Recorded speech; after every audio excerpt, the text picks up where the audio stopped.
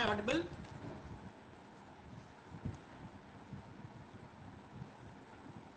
Yes, sir. Am I audible? Yes, sir, you are audible. Okay.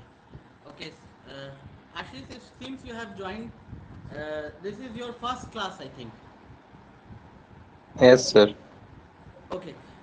Go through the previous lectures. It is advisable to go through lecture number 1 and then progress slowly from lecture number 1 up to this. And every Sunday we are taking live classes for the incomplete syllabus, which I think will be completed in next 10 to 20 classes. It might take, for some topics would be added from other philosophy books. We have completed aphorism number up to aphorism number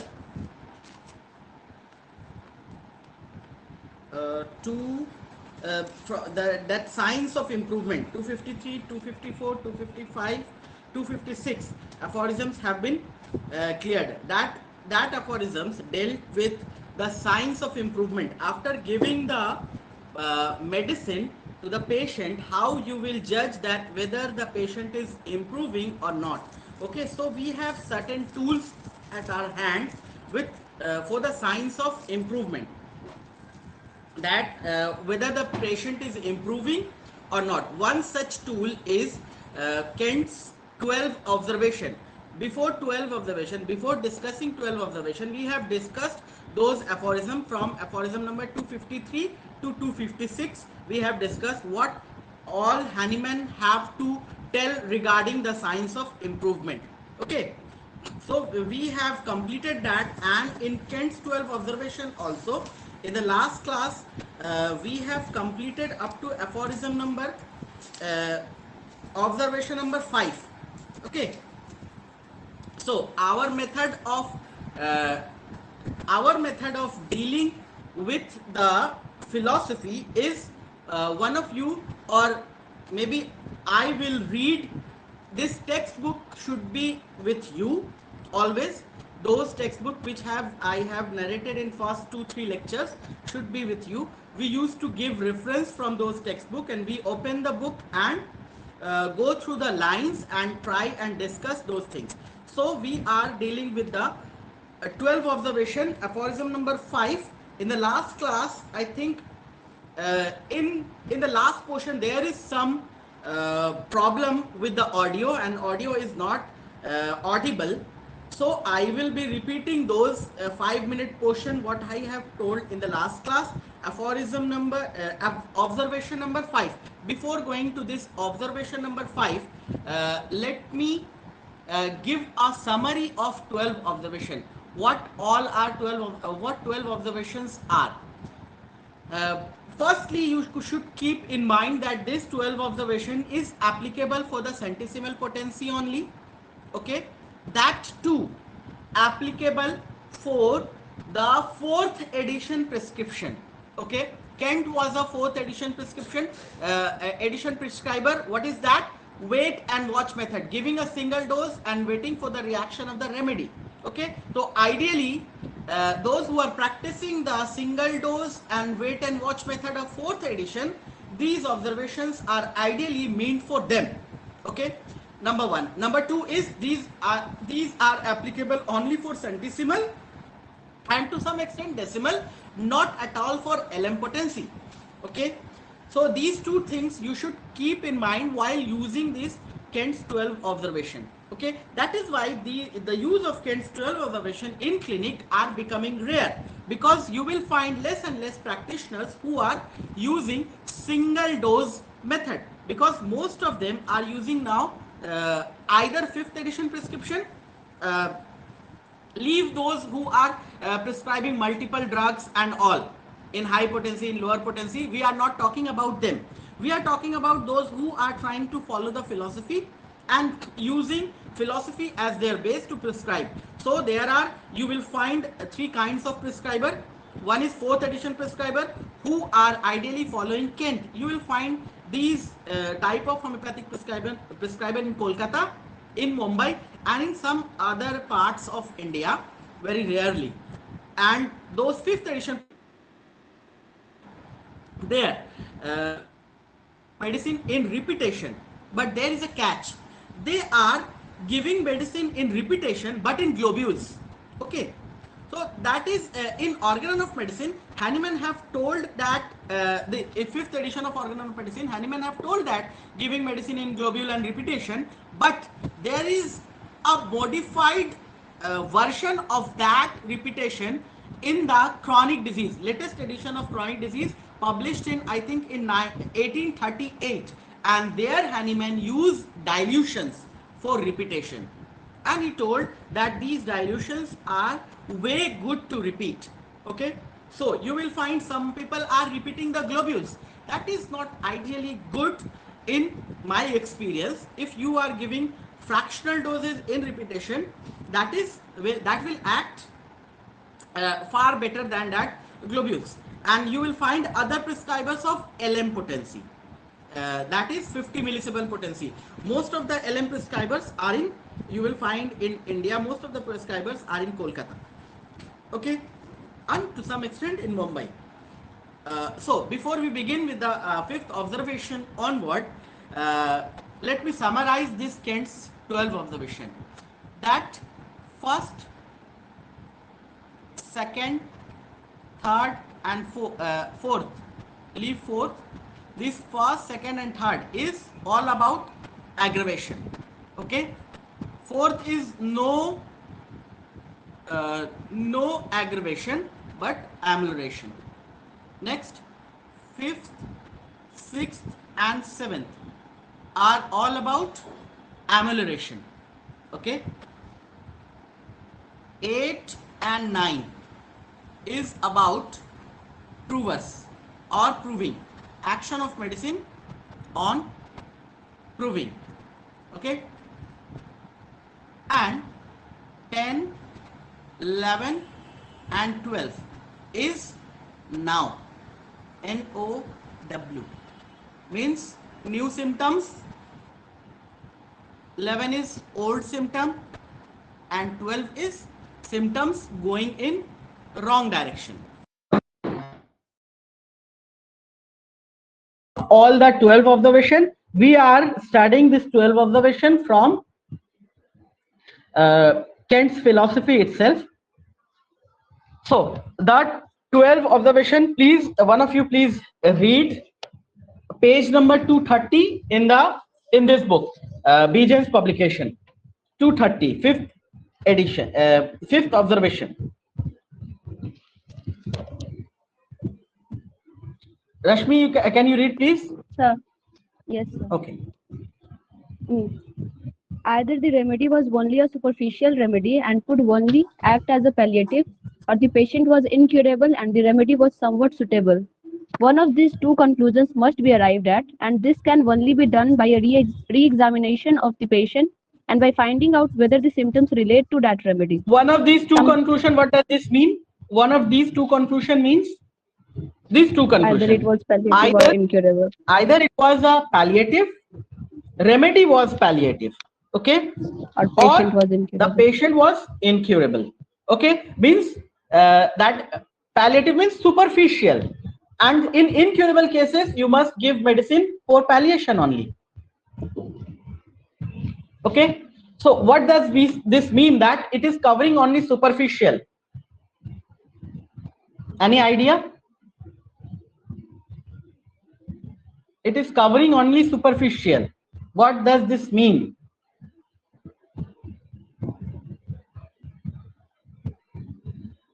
Means that either it is not covering the pathology behind, or it is not covering the miasm behind. Okay, like the pathology part we have discussed while discussing the surgical diseases, like ascites is there. Okay, listen carefully. Ascites is there, and due to this ascites, patient is having breathlessness. Okay, you are giving a medicine which is having breathlessness, like you are prescribing aspidosperma. Okay, because you know that aspidosperma is the digitalis of lung, and it is useful when the patient is having breathlessness. Knowing not that why this breathlessness is there, you are giving like yerba santa. Yerba santa is again a medicine for breathlessness, a superficial for breath. You are covering the breathlessness, dyspnea. Okay, but this dyspnea is due to that ascites, a secondary symptom of this ascites. Until and unless you are not able to cover the ascites, you won't be able to relieve your patient. Okay, or in this case, while discussing the surgical disease, we have discussed in this case there may be necessary to tap out the fluid. Covering the secondary symptom due to some pathology will not do. Okay, it will palliate to some extent and then it will again come up. That we have discussed cyanothus from ML Tyler, where ML Tyler is quoting Burnett that a vomiting, a nausea is there due to enlarged spleen. You are giving your medicine for nausea and vomiting, you know, lots of medicine for producing nausea and vomiting, but until and unless you are able to cover that enlarged spleen, you are not going to relieve your patient. Okay, that enlarged spleen is giving some secondary symptoms. So the superficial means that you are covering the symptoms, leaving alone the pathology, or the superficial may mean that you are covering the symptoms like vertigo. Okay, just vertigo is there and you are giving your medicine for vertigo having no relation with SORA. You know, the SORA is having lots of symptoms. So while we are discussing chronic disease, we have told that vertigo is one of the prominent symptoms for SORA. You are not covering the miasm and giving the medicine for symptoms. This is what has happened to Hahnemann before the discovery of miasm. Okay, before the discovery of miasm, what Hahnemann used to do, he was giving his medicines again and again to relapse. The patient was relapsing. This was the aphorism. This was the observation number 5. Hahnemann himself observed the patient is relapsing again and again, and this he found actually finally that this is because he is not able to cover the miasm. Okay, he was not able to cover the miasm. That is why the symptoms are relapsing again and again. So Hahnemann wrote that before the discovery of miasm, the chronic disease treatment beginning was hopeful. Okay, and the end was hopeless, and the mid was very difficult. Means there is a phrase of Hahnemann that beginning was hopeful. Like we have discussed before also, I am forgetting that phrase. Anyone remember that phrase of Hahnemann? Sunil? What Hahnemann used to say? So, मोटको सच में को line to line पता नहीं है, लेकिन एक chronic disease में mention किया है, जो बताया वही है ना? The beginning was hopeful and the end was hopeless. I have quoted it. Wait a minute, I will quote it again. That 11. This was my article in Australian Journal of Homeopathy, published last year, and on the family history. And here I have quoted Hahnemann.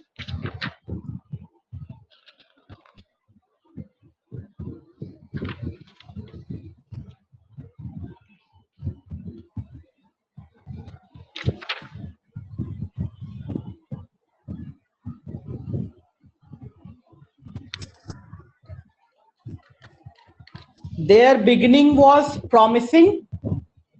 Those who are doing their MDs, they can write it down. 19, I think it's in chronic disease.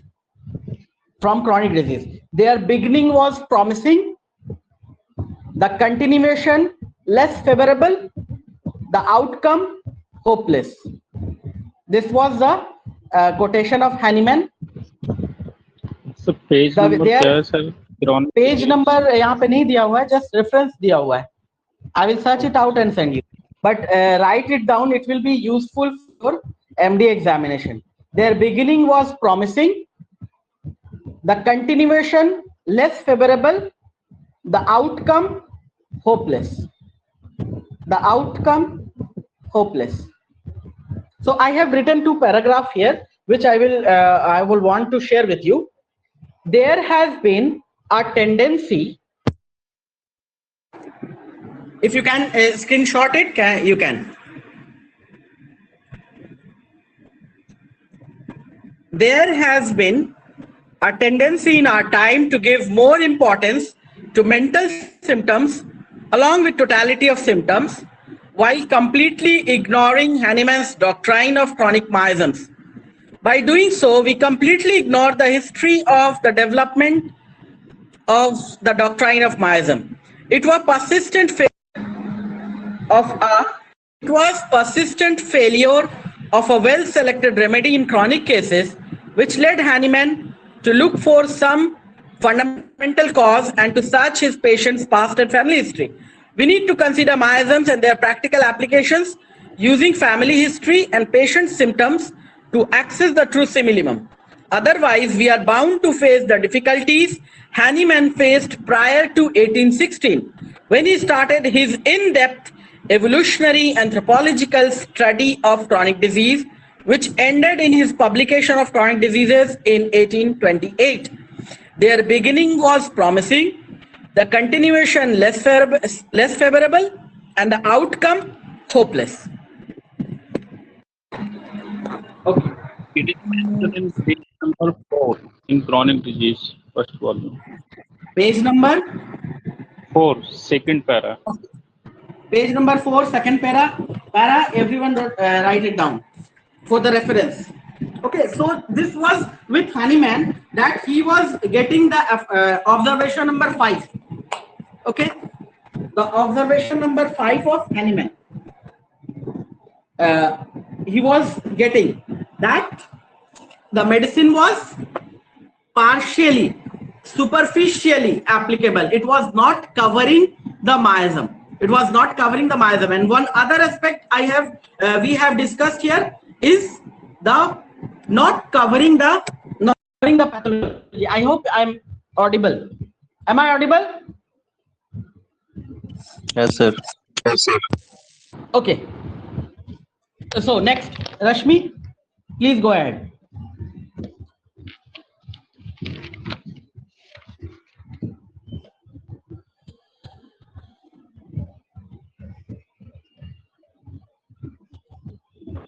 That it did not cover the whole case, that it did not affect the constitutional state of the patient, and then you will see that the patient is an incurable one and the selection was an unfavorable one.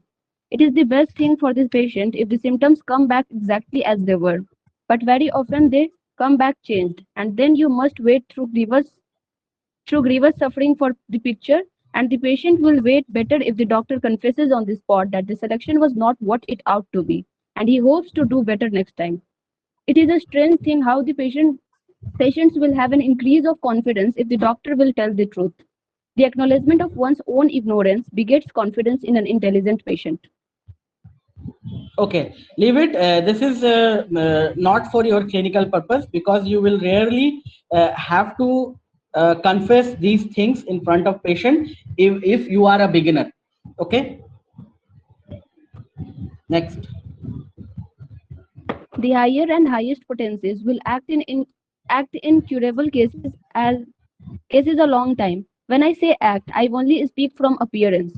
I should say they appear to act a long time, for the remedy acts at once and establishes a condition of order upon the patient. After which Underline there is this. no use in. Underline this. Okay. After And which higher and highest potencies will act in curable cases a long time. Higher and highest potencies. You know the Kent's octave? Kent's octave?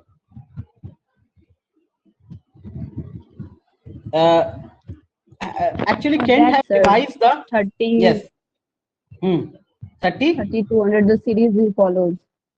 30, 3200, 200, 1M, 10M, 50M, 50M, CM, DM. CM, DM. MM, then DM. Okay, CM, MM, and DM. Total 8. Okay. Kent have devised this octave. Before that, people were using potencies like 500, 12. In some classes, we have discussed this also, that potencies like 500, 12, 18, these are also being used before that. But Kent has standardized it to a series, that the body is like a musical instrument and reacting to only these potencies. Only these potencies will be acting, that there is no need to give 500, rather give after 200 give 1m, and there is no need to give 2m or 3m or 5m, rather give 10m, and the body will react. So this was Kent who have devised this, and he has devised in an ascending order, that you are not going to prescribe after 30 lower potency like 6. You are not going to prescribe after 230 or after 1m 200. But this is not a good way to practice. You can always go down when you feel like going. The susceptibility of patient has due to some acute illness, due to some acute accidents, the susceptibility of patient has gone down. So you have to prescribe a low potency. We have discussed why we were discussing the Stuart clause. I don't know how many of you have followed those lectures, recorded lectures of Stuart clause, where we have discussed the selection of potency. Where the susceptibility of patient, the only thing which will decide the selection of potency is the susceptibility of the patient, not the pathology. Okay, even if there is a pathology and the susceptibility of the patient is high, okay, you will be prescribing a higher potency. If the susceptibility of patient is low, a gross pathology is there, then you will be prescribing a lower potency. But according to Kent, those who are following Kent's method, they will think that pathology is there, I have to prescribe low. No, that is not the condition. You can always prescribe high if the susceptibility of patient is high. And how you will decide the susceptibility of the patient? You will get some remarkable characteristic symptoms, some furious, some sharp symptoms will be there. If the patient is of carcinoma of liver and he is able to produce a fever of 102 degree, okay, he is able to produce a fever of 103 or 4 degree, that means what? That means a good susceptibility of the patient, and you will prescribe a higher potency for that cases. Even if there is a frank carcinoma, we have seen cases of carcinoma of liver being prescribed carcinosin 10m or serinum 10m, like that, because the susceptibility of the patient was high. Okay, next. So these higher potencies are work for long time. Okay, now next. This order will continue a considerable length of time, sometimes several months. The patient will get along just as well without any medicine, and get along better without that medicine that helped him than with it. In curable cases whose prospects are good, they will go along for a long time and become very much relieved of their symptoms. Now, if the patient comes back at the end of first, second, and third week and says he has done well, that he has been improving all the time from the cm of sulfur, but at the end of the fourth week he comes back and says, I have been running down, the physician must then pass judgment. Has this patient done something to spoil the action of this medicine? Has he been on a drink? Has he handled chemicals? Has he been in the fumes of ammonia? No, he has done none of these things. Okay, this is accessory circumstances. While discussing accessory circumstances, we have discussed that you should take care of accessory circumstances. Okay, the patient's accessory circumstances are disease producer and disease maintainer and a hindrance in the cure. Disease producer, disease maintainer, and a hindrance in the cure. Okay, and one more utility of this accessory circumstances, all of a sudden it will spoil the action of your medicine. That is why homeopathic physicians used to baron these patients so many things to eat, like lasun nahi khana, pyaz nahi khana, all these things. They consider that this will spoil the action of medicine, but not this Lasun and Paj, why they forbid their patient to take this garlic and onion? Because these contains crude sulfurs. Okay, and they may hamper the medicine. But this is not always the case. Only those medicines which are aggravated by these things should be avoided. Okay, only those medicines which are aggravated, like if you are prescribing thuja, you should warn your patient to take to take onion or garlic if you are prescribing thuja, because if you are prescribing lycopodium, you should warn your patient to take garlic and onion, because these aggravates the lycopodium state, it aggravates the thuja state. Otherwise, khatta nahi khana, I don't find anything necessary to unnecessarily restrict your patient's diet. Okay, and that will patient will tell you, so popular these things with homeopath that patient will tell you that doctor sahab hum khatta nahi kha rahe hain, pyaz nahi kha rahe hain, ye nahi kha rahe, wo nahi kha rahe, sab khaiye. Don't take strong coffee.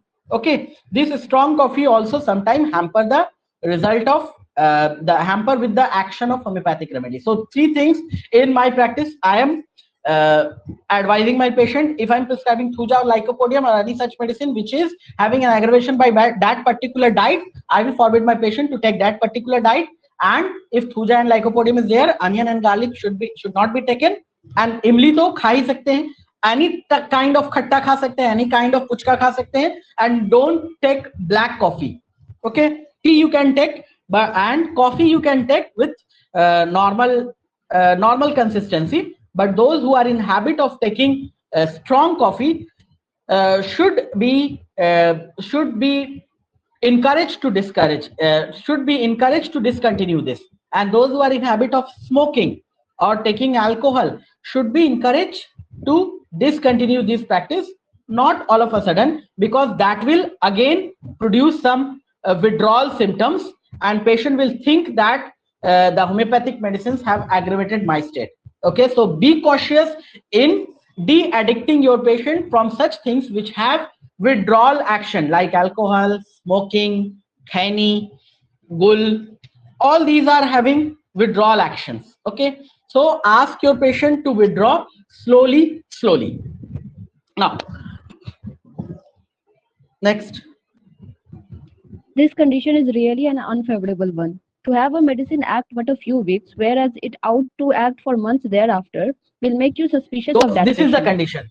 This is the condition. Which condition? This condition means the medicine sulfur CM is acting only for few days. Next. If nothing has taken place to interfere with this medicine in its economy, you may be suspicious of this case. This 6th observation is too short relief of symptoms. The relief after the constitutional remedy does not last long enough, does not last as long as it ought to.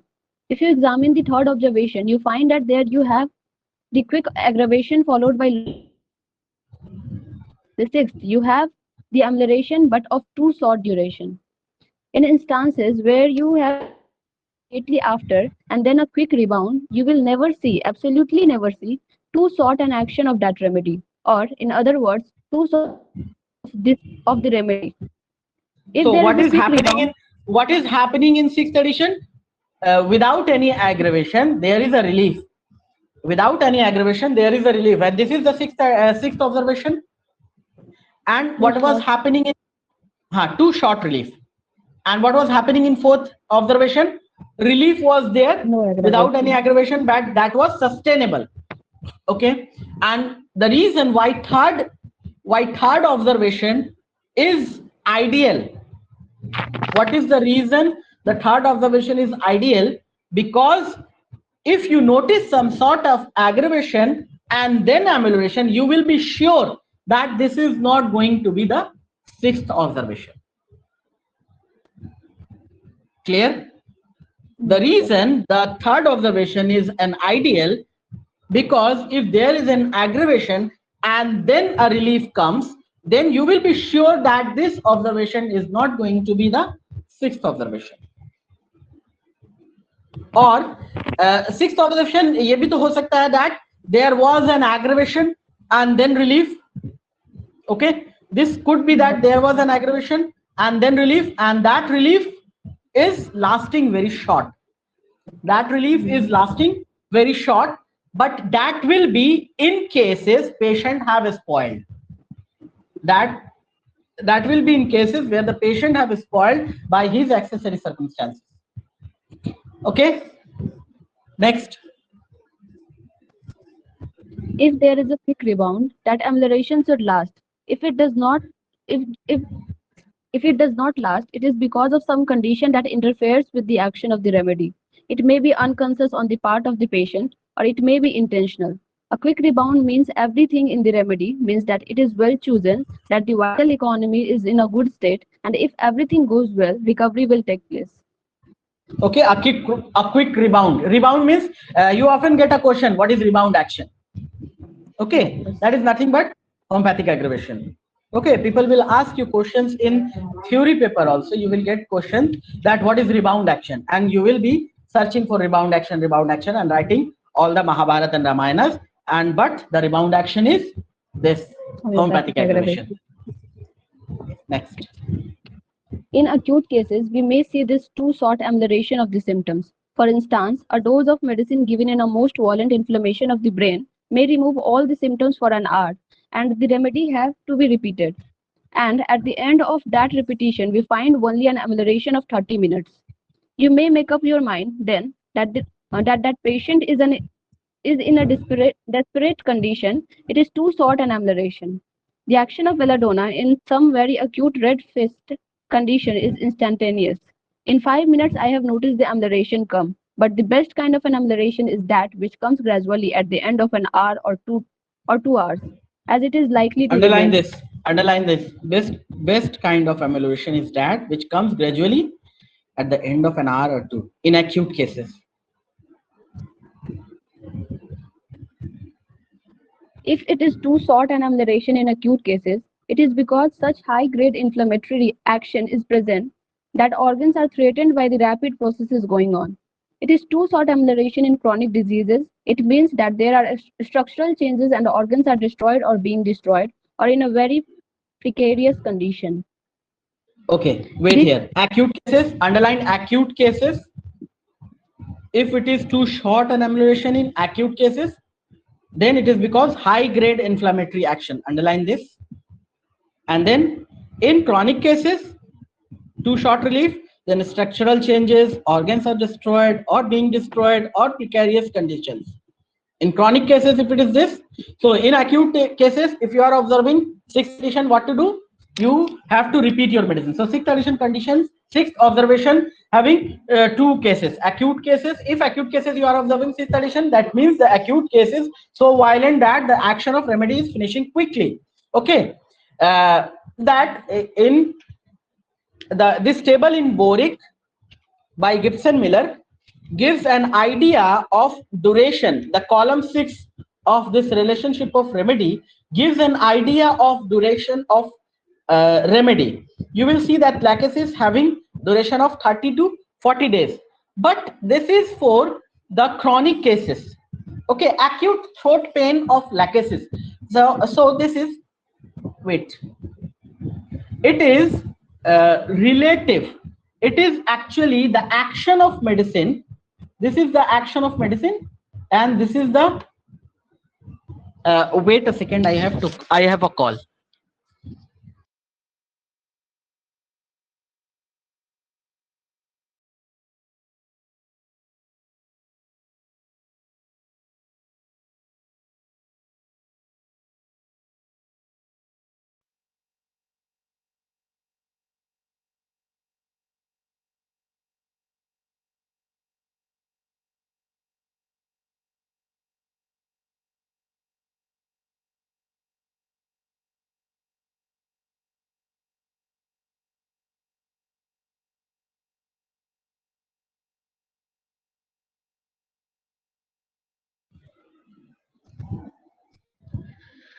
Okay, am I audible?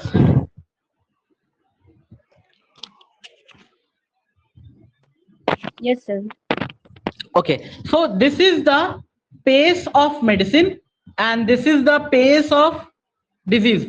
Both will run together. If the pace of disease is fast, the medicine will also go fast.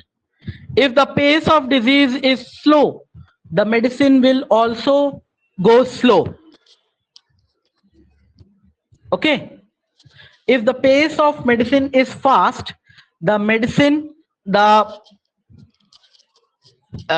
pace of disease will also be fast. This is relative. The action of medicine and the action of, okay, the action of medicine and the action of disease are relative to each other. Okay, if that doesn't mean that in the relationship of remedies that Gibson Miller have given in Borix Metria Medica in last, there you will find a relationship of remedies, and the sixth column is regarding duration. That duration is an assumption in chronic cases, okay, not in acute, because when there is an acute condition, lachesis may finish up its action within 3 or 4 hours. Okay, because the acute condition is acute case, acute is rapid, so medicine will finish its action in rapid way, and that is observation number 6. Next.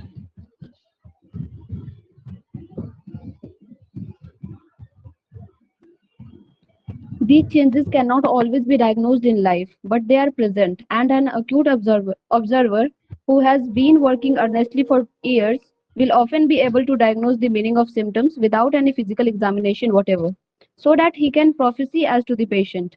Such experiences of an intelligent physician in a family will cause them to look upon him as wiser than anyone else, for he knows all about their constitutions. This he acquires by studying their symptoms, the action of remedies upon them, and their symptoms after the medicine have been given.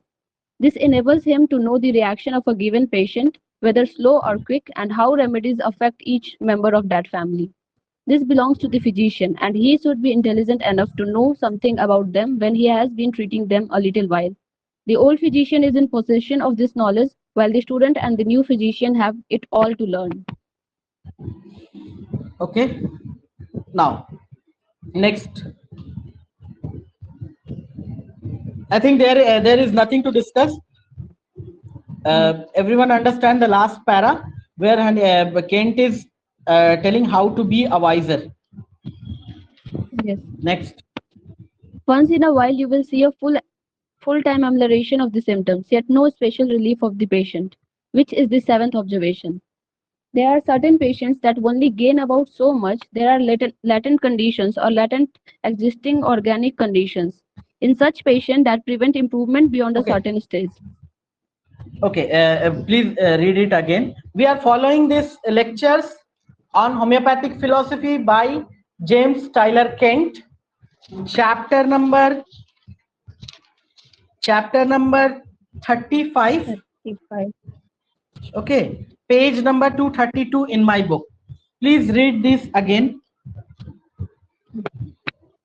Once in a while, you will see a full-time amelioration of the symptoms, yet no special relief of the patient, which is the seventh observation.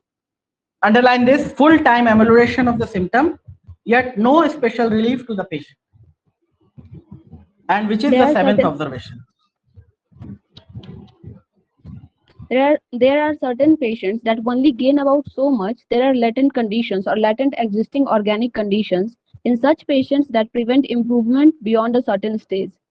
A patient with one kidney can only improve to a certain degree. Patient with fibrinous structural change in certain places, tubercles that have become encysted, and lungs capable of doing only limited work will have symptoms, and these symptoms will be ameliorated from time to time with remedies. But the patient is only curable to a certain extent. He Underline cannot this. go. Underline this: curable to a certain extent. Cannot resonate above that pitch. If one kidney is missing, missing means missing. That cannot be.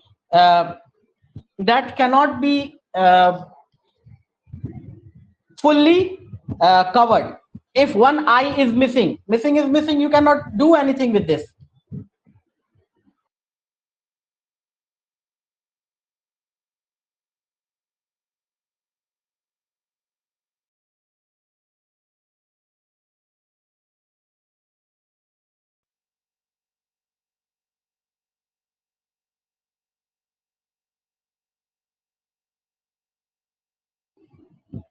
Okay.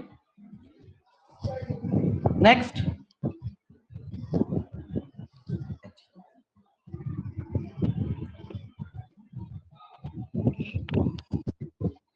He cannot go beyond and rise above such a state.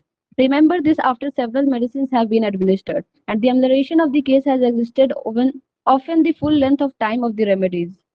But the patient has not risen above his own pitch in this length of time. The remedies Underline this. Underline this. Not rising above his own pitch. Not rising above his own pitch. The remedies act favorably, but the patient is not cured and never can be cured. The patient is palliated in this instance, and it is suitable palliation for homeopathic remedies. Underline this. It is a suitable condition, right? Suitable condition for palliation for homeopathic. This is a suitable condition. You cannot do many things in this. So this is the observation number 7, where the patient lack one vital part, one vital thing, where the patient lack one vital part and vital organ, and the patient cannot rise above that pitch. Okay, so this is a case for palliation. You can, in this case, you can palliate only. Next, the observation number 8 and 9. Observation number 8 and 9 is for the provers. Like I have shared a case of nitric acid, where in the group where the patient came to me with a cut on the that cut on the sides of mouth. Okay, suffering from the cut on the sides of mouth. I have given her, I think, nitric acid in repeated doses, and she was coming to me with this symptom, that is proving of your medicine. Okay, maybe because of overdose of the medicine I stopped the nitric acid, and that will go on. But in these cases you should be confirmed of your medicine that yes, nitric acid is very much important in producing these kind of symptoms. Cut on the corners of mouth, or ulcers on the corners of mouth, or affections of the corners of mouth.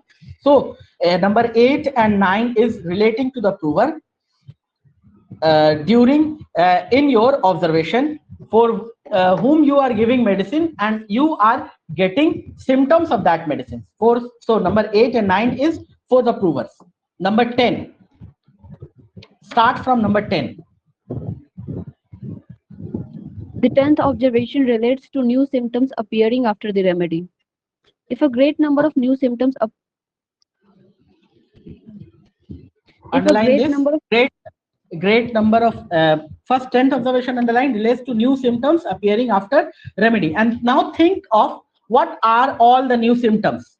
What could be the new symptoms? Think of what could be the new symptoms. If a great number of new symptoms appear. Now, answer my question first. What are the new symptoms? What could be the new symptoms here? Sir, or the disease symptoms which is progressing. Okay, so this can be an older symptom which the patient is telling as new. So you have to search. If you are patient came to you with a group of symptoms, you have given a medicine and patient is complaining of some new symptoms. Okay, you should be very careful that to examine whether this was an older symptom present before. If it was older symptom, you need not to do anything. Okay, if it was an older symptom, you need not to do anything. But if it is a newer symptom, if it is actually a new symptom, this new symptoms may be coming from two arenas. What are those? What you are telling? The arena of disease, the arena of medicine. Okay, that's very good. The arena of disease and the arena of medicine. From the medicine, what we have got, the prover symptoms, the nitric acid. In my experience, I have shared, the patient was coming with the cut. This was not present before. The corners of the mouth was not affected before, and the patient complained to me that this cut, this is coming. This is a new symptom coming from the arena of medicine. This new symptoms may come from the arena of disease like prostate cancer, we have discussed many a time this case because it was in my experience that patient of prostate cancer all of a sudden complained of a backache. There was no backache before. There was no backache at all, and all of a sudden there is a backache, and patient is telling that Dr. Saab, hum achhe hain. Okay, that was we have discussed in aphorism number 256, where the patient will good naturedly will tell. That is the case we used to discuss while discussing the aphorism number 256. But I know this prostate cancer will metastasis. Metastasis of prostate cancer is to the vertebra. Okay, and I know that this backache may be due to that the progress of disease. In both these conditions, medicine is not acting favorably. Okay, in both these conditions, whether it is coming from the medicines or whether it is coming from the disease, in both these conditions, medicine is not acting favorably, and you have to re-examine the case. And if the new symptoms are very troublesome, you have to antidote. Okay, if the new symptoms are not very troublesome, you may give the second remedy according to the symptom totality, or may wait and watch if the patients are not very much troublesome, if the symptoms are not very much troublesome. Okay, next, that is in 249. I think the antidote, question of antidote have been discussed in aphorism number 249 and its footnote. Okay, see aphorism number 249, Organon of medicine, aphorism number 249. Every medicine prescribed for a case of disease which in the course of its action produces new troublesome symptoms not appertaining to the disease to be cured is not capable of effecting a real improvement. Okay, and then Hahnemann goes on talking about antidote, and in aphorism number this footnote to this, Hahnemann discussed about the how much less antidote a good physician will need. Okay, so 249 aphorism we have discussed before regarding antidote. Now come here to aphorism number observation number 10. If a great number of new symptoms appear after administration of a remedy, the prescription will generally prove an unfavorable one. Now and then the coming of a new symptom will simply be an old symptom coming up that the patient has not observed and thinks it a new one. The greater the array of new symptoms coming out after the administration of a remedy, the more doubt there is thrown upon the prescription. The probability is, after these new symptoms have passed away, the patient will settle down to the original state and no improvement take place. It did not sustain a true homeopathic relation. Okay, पानी थोड़ा सा बैठिए, हम दे रहे हैं थोड़ा सा बैठिए. Okay, so this completes our 10th observation. We will discuss 11th and 12th observation in next class. Again, if you have any question, please ask. If you have any question, please ask. Yes, sir. One question I have regarding relationship of remedies. Dr. R. Gibson Miller, how he decided that this medicine action duration of action is 40 days or 45 days, 90 days, on the basis of clinical experience or drug? No. On the basis of drug proving only. On the basis of drug proving. Aphorism number 130. Aphorism number 130, the last sentence. The duration of action of a drug can only be ascertained by a comparison of several experiments. Several drug proving. Several experiments means several drug provings. Aphorism number 130. Okay? Yes, sir. Okay. Anything else? तो sir एक cases suppose sir क्या wait करना चाहिए? Suppose एक medicine देने के बाद हम कितना वेट कर सकते हैं? Right. These are the guide.